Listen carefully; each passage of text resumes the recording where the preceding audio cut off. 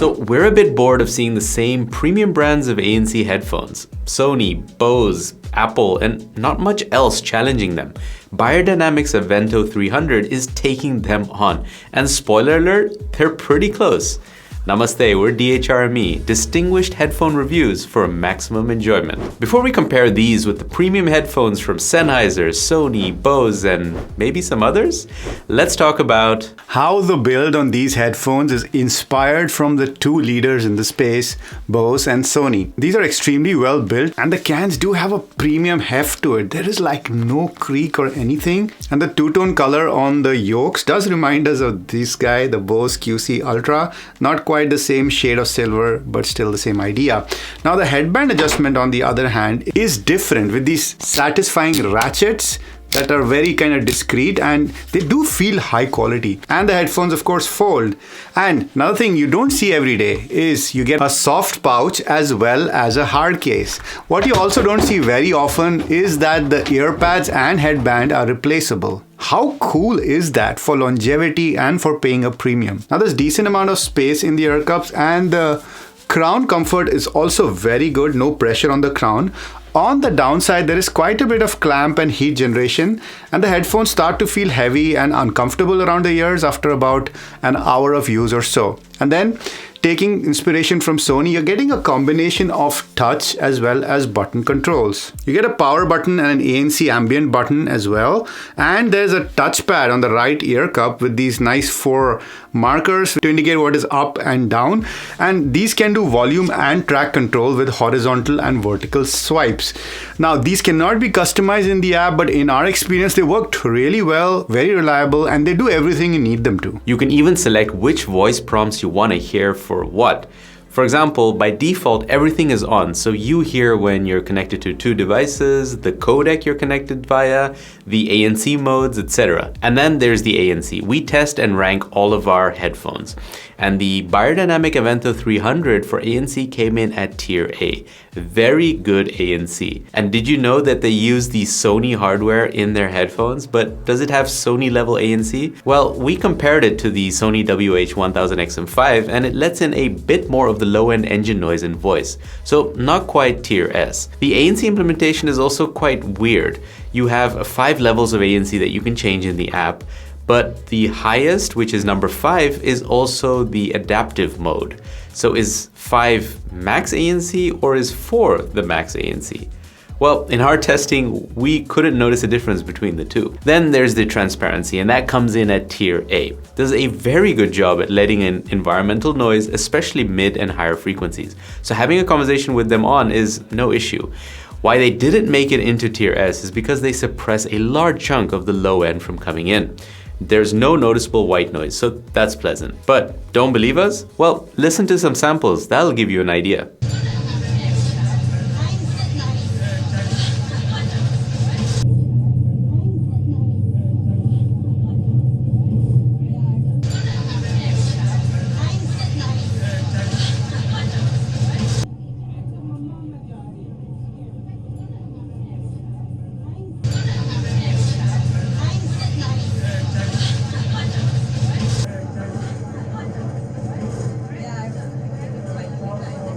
Now let's move on from hardware to software. You get a nice, well laid out app on iPhone and Android, and we did not face any connectivity issues, and the app, it just worked well.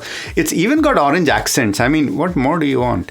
But seriously, you're getting multi-point, so you can connect to 2 devices at once, but you cannot see which devices are connected in the app, nor can you pull connection from a previously paired device.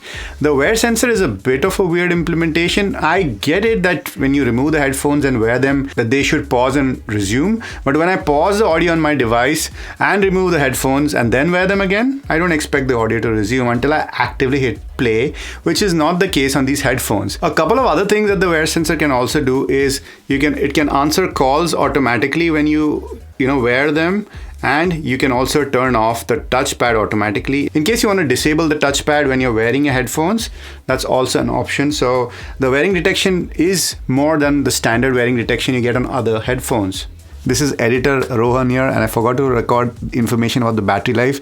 It took so long to do the battery test. Please subscribe if you appreciate all the effort we've put into this video and others. But the battery life numbers on these are very good. You get a promised battery life of 50 hours from BeyerDynamic, but we did test it. We got 57.5 hours with aptX on and ANC on. So that's pretty solid numbers. I still remember the days when 30 hours used to be good battery life, and that was Sony with the XM5 holding the standard back then. So we've come a long way, and you shouldn't have any problems with battery life on these. And if you're wondering, are they usable for phone calls? Well, have a listen to some samples first. All right, so we're going to look at the BeyerDynamic Aventho 300 in breezy and windy conditions with cars passing by at a reasonable speed. Hopefully that'll mix in the sound a bit. Let's go. Pop, pop, popsicle, ice, ice, icicle, test, test, testing, 1, 2, 3. And now a bit quieter. Pop, pop, popsicle, ice, ice, icicle, test, test, testing, 1, 2, 3. Alright, we're going on the BeyerDynamic Aventho 300. This is the wind speed. Pop, pop, popsicle, ice, ice, icicle, test, test, testing, 1, 2, 3. Pop, pop, popsicle, ice, ice, icicle, test, testing, 1, 2, 3. Gotta turn around. Alright, the BeyerDynamic Aventho 300 in windy conditions. Pop, pop, popsicle, ice, ice, icicle, test, test, testing, 1, 2, 3. Pop, popsicle, ice, ice, icicle, test, test, testing, 1, 2, 3.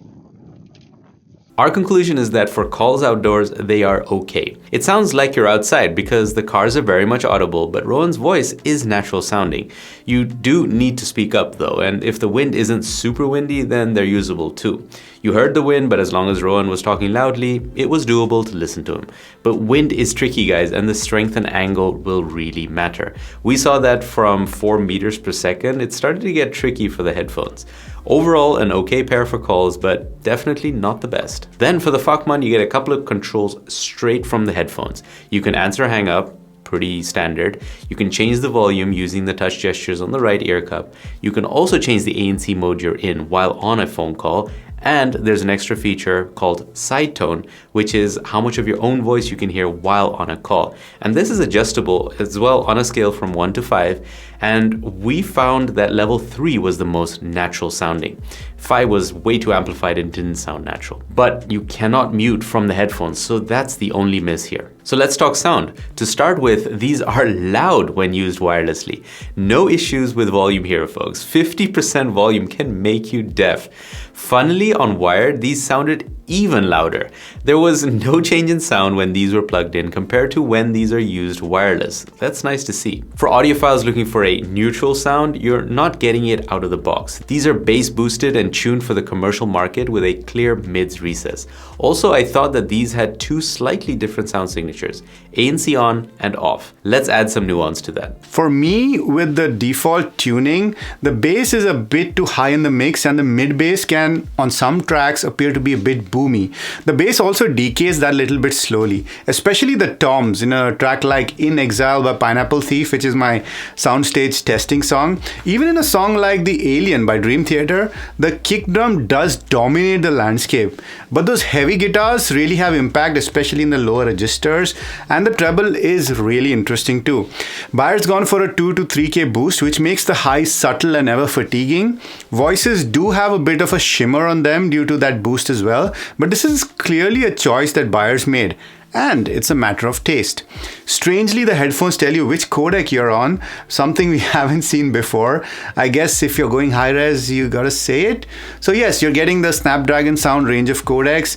While the bass is too much, it can be tamed to an extent using the 5-band EQ. As we said in our Ameron 300 review, we'd love it if Beyer could give us a better EQ in the app, like the Nothing has. There's a big volume jump though once you turn the EQ off, so be ready for that. There's a lot of volume on these cans. Now look, we're not not audiophiles, but I thought that the best way to manage the bass was to use the neutral EQ preset. Now this clearly shows that Beyer knows that this is a commercial sound signature and gives you the ability to change that with one tap. Sneaky.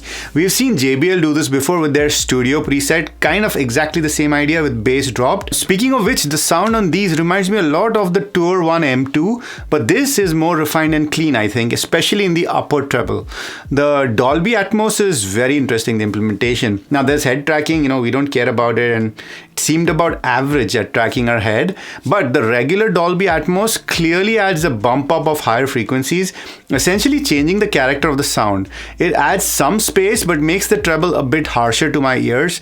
Again, this is very subjective. Overall, we really enjoyed these cans. If you like the default tuning, that's great, but the neutral setting worked for us, sometimes with Dolby Atmos on and sometimes with it off. This is clearly a set of headphones that have a very specific set of choices in terms of sound. So you're going to have to decide whether that's your taste. Here are some samples in case all that blah blah wasn't enough for you.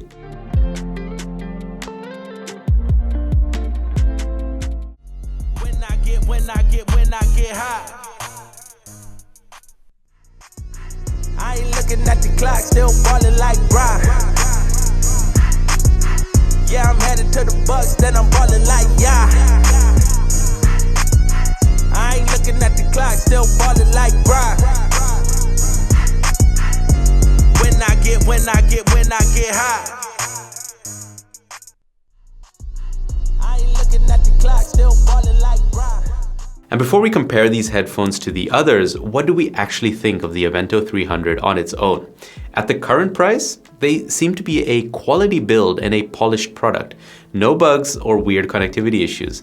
It's not top tier ANC or Transparency, but still very decent. It has a very unique sound signature and decent controls and an app. The calls are okay, so overall a polished product, but at this price, BeyerDynamic is competing with the big boys. One of those boys being the Apple AirPods Max.